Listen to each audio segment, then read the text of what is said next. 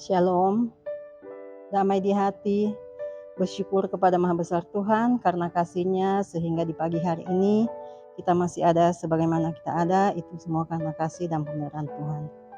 Sebelum kita melaksanakan tugas aktivitas kita di pagi hari ini, kita hendak membaca dan merenungkan sebagian dari sabda kebenaran firman Tuhan.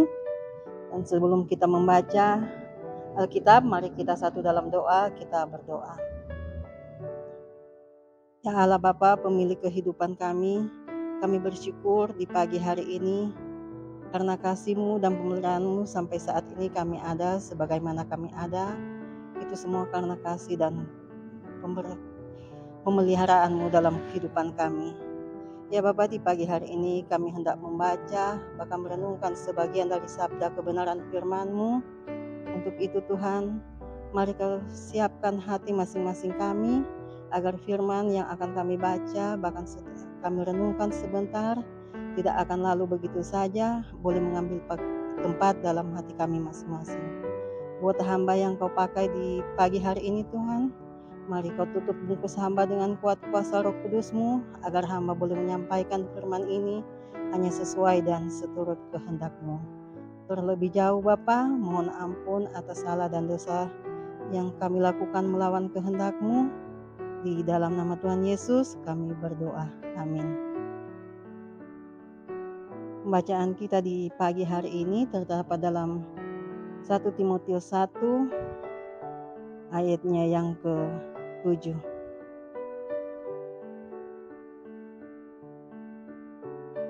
Bunyinya demikian. Mereka itu hendak menjadi pengajar hukum Taurat tanpa mengerti perkataan mereka sendiri dan pokok-pokok yang secara mutlak mereka kemukakan. Sampai demikian jauh pembacaan firman Tuhan di pagi hari ini. Kita akan merenungkan firman di pembacaan kita di pagi hari ini yang terdapat dalam 1 Timotius 1 ayatnya yang ke-7 dengan judul Waspadalah terhadap pengajaran palsu. Keluarga Kristen yang dikasihi dan diberkati oleh Yesus Kristus, gereja mula-mula bergumul bukan hanya dengan penganiayaan dari pihak luar, tapi juga masalah yang muncul dari dalam. Tantangan internal itu yaitu munculnya guru-guru dan ajaran palsu, kehadiran guru-guru palsu yang menyesatkan orang-orang percaya nampaknya telah ada di sepanjang zaman. Sejak kekristenan mula-mula hingga kini, jemaat tidak pernah lepas dari kehadiran guru-guru palsu. Mereka disebut guru-guru palsu sebab pusat ajarannya bukan kepada Tuhan Yesus yang diajarkan dalam Alkitab, tetapi pada diri mereka sendiri. Mereka memasukkan pengajaran-pengajaran sesat yang membinasakan pengajaran-pengajaran. Mereka menggeser jemaat Tuhan dari pengajaran yang benar, yang sesuai dengan pengajaran para rasul. Dari ayat yang ke-7 kita dapati bagaimana Paulus mengingatkan Timotius tentang guru-guru palsu. Ini mereka suka menjadi guru atau pengajar hukum Taurat yang terkenal, padahal tidak mengerti apa yang diajarkan dan apa artinya berlayak tahu padahal tidak tahu apa-apa. Ingin mengajar hukum Taurat tapi tidak mengerti hukum Taurat. Mereka menyimpang dari tujuan etis. Mereka memperkosa hati nurani setiap orang yang mendengar sehingga hati nuraninya tidak murni lagi. Keluarga Kristen yang dikasihi dan diberkati oleh Tuhan Yesus Kristus, pengajaran Tuhan Yesus yang terkenal, yaitu khotbah di bukit. Matius 7 ayat 15 hingga ayatnya ke-20.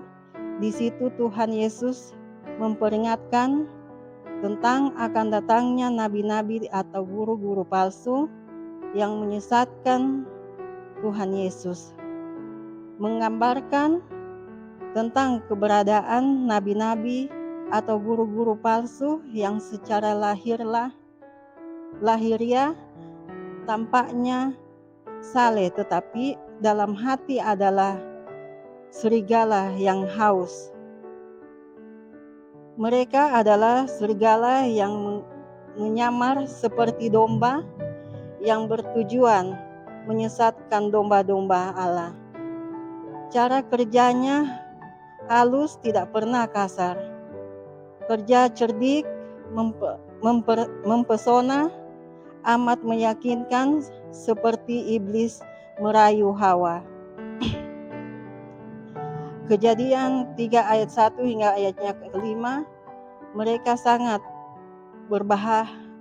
berbahaya, padahal semua itu hanya isapan jempol semata yang mereka pergunakan untuk kepentingan dan keuntungan mereka.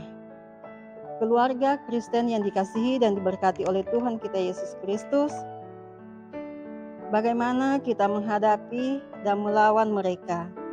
Marilah kita berpegang hanya pada Alkitab yang berisi kebenaran yang sesungguhnya untuk menjadi dasar nilai dari seluruh hidup kita, supaya kita memiliki sensor yang peka untuk membedakan mana guru-guru yang palsu dan mana guru yang asli, agar kita tidak terjerat oleh pengaruh guru-guru palsu yang telah tersebar dan menyebar di dunia ini, dan supaya setiap orang di sekitar kita juga dapat mengetahui nilai-nilai kebenaran, memuliakan Allah, dan tertarik untuk mengenal Yesus Kristus melalui kehidupan kita.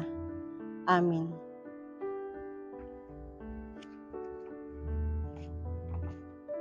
Mari kita satu dalam doa, kita berdoa. Ya Allah Bapa di dalam surga, kami mengucap syukur di pagi hari ini kami boleh membaca bahkan merenungkan sebagian dari kebenaran firman-Mu. Biarlah firman yang sudah kami baca dan renungkan tadi boleh tertanam dalam hati masing-masing kami dan boleh kami praktekkan dalam kehidupan kami. Inilah doa dan sembahyang kami yang kami bawa hanya di dalam nama Tuhan Yesus, kami berdoa. Amin.